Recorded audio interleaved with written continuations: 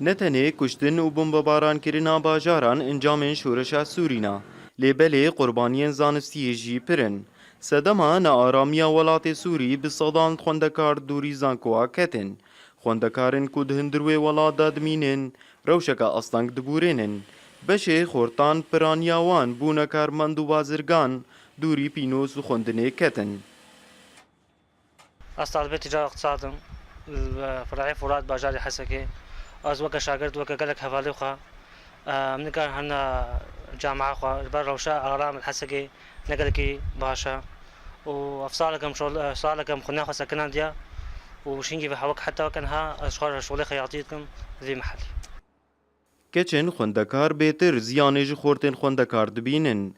Ji encama çanda paristina rûmetê û ji ber ku rewşa ewlehî li stranserê Sûrî nel saz û durist e.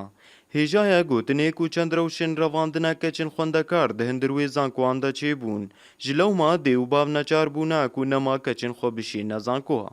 ممكن جن أمريكا هن دوما خبكن يعني تعداي بهتر ما هي الجوكاش خورتا خورت كارن دوما خبكن أميم أمريكا المربعتي ما ناهلن جبر في وضع نخوش ناهن أم دوما ممكن بار خرجي بانا بس جبر فا أوضاع أزنتشم ما دمر مان أزنتشم ما حاسة كم نقدم عند امتحاني خو بس إيصال جو خوش بوضع أزهر امتحاني خو بقدمين Li aliyekî dî beşekî ji xwendekarên Kurd yê ku di hundirwê welat de mane, tevlî hêzên leşkerî bûn, çi hêza asayîş yan yekînên parastina gel û xwendina xwe rawestandin.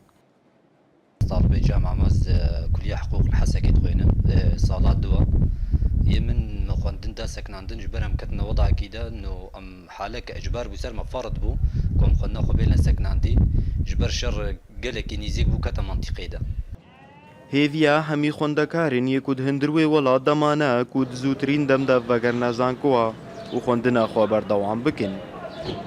Bi sedan xwerdûrî xwendinê ketin bê ku kes alîkariya wan bike. Megelov gunhêkiya nifşek xwendekar paşa roja wan tê bin pêkirin. Gulaliyanî Orient News, Girkêlegê.